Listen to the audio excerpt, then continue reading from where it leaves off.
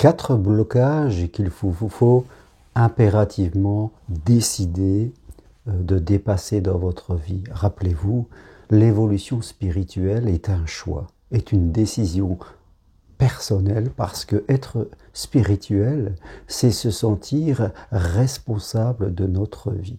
Comme le disait Carl Gustav Jung, à un moment, nous devons tous renaître une seconde fois, faire notre individuation. Et même Jésus-Christ le disait, je suis venu ici pour vous permettre de renaître et de renaître en esprit.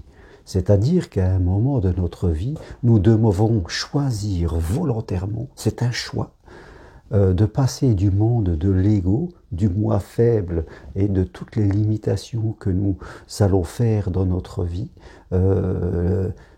Et ces 4 blocages, je vais en parler. Quand nous sommes dans le monde de l'ego, nous créons des problèmes. Et nous devons choisir volontairement de faire ce chemin pour aller dans le monde divin, dirons-nous, dans le monde spirituel, là où tous les problèmes de l'ego disparaissent de façon naturelle. Le monde du divin spirituel, c'est le monde de l'amour, c'est le monde de l'abondance, c'est le monde de la fluidité et de l'énergie. Le monde de l'ego, c'est le monde des limites, c'est le monde du manque, c'est le monde des confrontations, des plaintes, de l'agressivité et de toutes les émotions négatives qui en découlent. Presque 95% des gens qui composent notre planète sont enfermés plus ou moins fortement dans le monde de l'ego, parce que c'est un peu notre système d'éducation qui nous bloque là-dedans. Et tous ces gens qui peut-être ont subi un passé, eh bien, n'osent pas faire ce chemin. Ils souffrent d'être dans l'ego, de plein de façons, d'inquiétude, de tourment, d'une vie sentimentale triste, de blocage, d'un manque d'argent ou de la peur de perdre le petit peu qu'on a.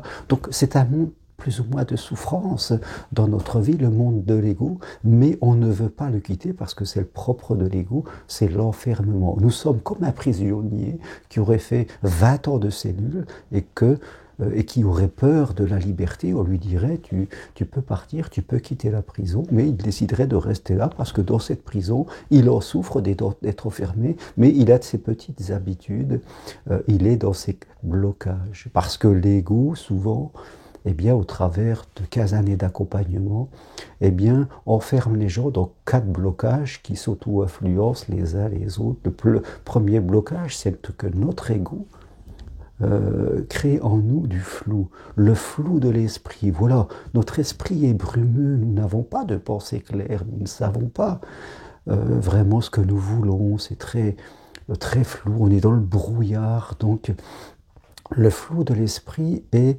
le premier blocage. Et bien sûr, son contraire, c'est la clarté de l'esprit. C'est ça qu'il va falloir progresser, la clarté de l'esprit. Le flou de l'esprit, bien sûr, crée du doute. Les gens doutent, plus ou moins fortement, mais ils doutent d'eux-mêmes, de leur capacité, de leur identité, de qui ils sont. Vraiment, ce flou de l'esprit va vraiment créer des doutes très très forts. Et bien sûr, quand nous sommes plus clairs, eh bien, nous prenons confiance en nous et en l'autre. Le troisième blocage qui vient après le flou de l'esprit, le doute de soi, eh bien, c'est la peur d'oser, la peur de vivre, la peur d'être vraiment moi. Je veux dire, de vivre la vie que je peux vivre. Je reste enfermé, le doute me crée des peurs, voilà, je suis en train de passer des tours de serrure dans la porte qui m'empêche d'être moi-même, de vivre la vie qui m'attend. Bien sûr, le contraire de la peur, c'est la foi. Quand nous sommes dans la foi, tous les problèmes disparaissent. Cela ne veut pas dire qu'on n'a pas de difficulté, mais il y a une différence entre une difficulté qui va nous faire progresser et une peur où on va vraiment ne plus avancer. Et ces 3 premiers blocages que sont le flou de l'esprit, le doute de soi et la peur d'oser, eh bien, vont créer mécaniquement un quatrième blocage qui est les habitudes enfermantes et répétitives. Voilà, donc nous entrons, que je le disais, comme le prisonnier dans sa cellule, par des habitudes répétitives que nous répétons quasiment tous les jours et qui viennent profondément s'imprégner à l'intérieur de nous. Et après, bien sûr, c'est très difficile. Dès que nous voulons changer ça, la résistance est énorme. Et notre ego nous empêche de changer. Il nous empêche de dépenser de l'argent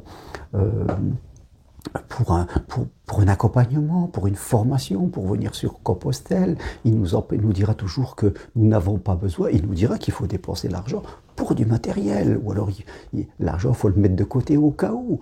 Voilà, l'ego a son propre monde, ses propres principes. Il nous fera dépenser cet argent, mais pas pour notre évolution. Pour l'ego, nous serons toujours la personne abandonnée. Ça sera toujours l'extérieur. Ah, on dépensera pour les autres, on dépensera pour son téléphone, on dépensera pour sa voiture, on mettra de l'argent de côté au cas où. Voilà, l'ego sera toujours dans des choses-là, mais nous serons l'oublié, nous souffrons, mais cette partie de nous, c'est paradoxal, ne veut pas notre bonheur. Donc, il faut en prendre conscience.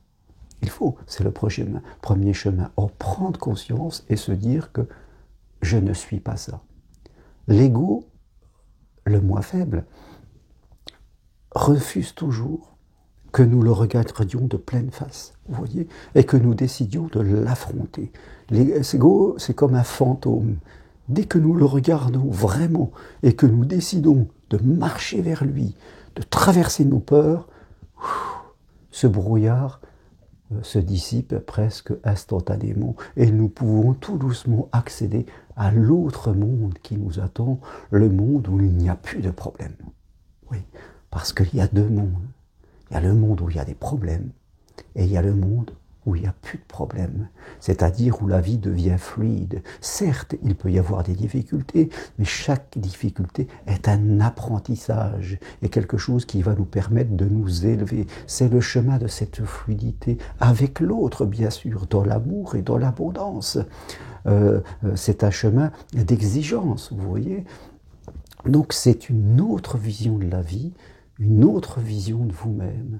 Et malheureusement, comme je le disais, 95% des gens sont dans le monde de l'ego et ce qui crée beaucoup de conflits dans le monde. Mais vous le voyez, même sur les réseaux sociaux, beaucoup de personnes qui postent des messages très critiques envers le monde, envers la société, envers l'argent.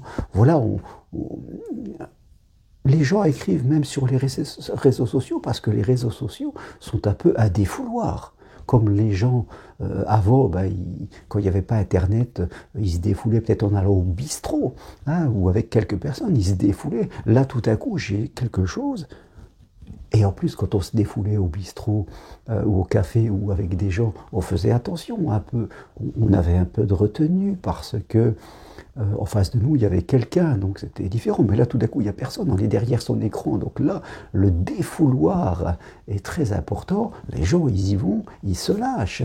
Derrière l'écran, c'est facile, il n'y a personne qui va nous mettre une claque quelque part. Donc, on voit à quel point les gens sont dans l'ego et qui ne prennent pas conscience que par leurs mots, par leurs paroles de l'ego, c'est l'ego qui parle, c'est pas le divin en eux, c'est l'ego qui parle, eh bien à quel point ils ont des idées noires, ils ont des mots très négatifs et qui créent dans leur corps de la négativité. Donc oui, il faut regarder ces 4 blocages et décider de les traverser, de les affronter. Il n'y a pas d'évolution sans vouloir affronter ses peurs.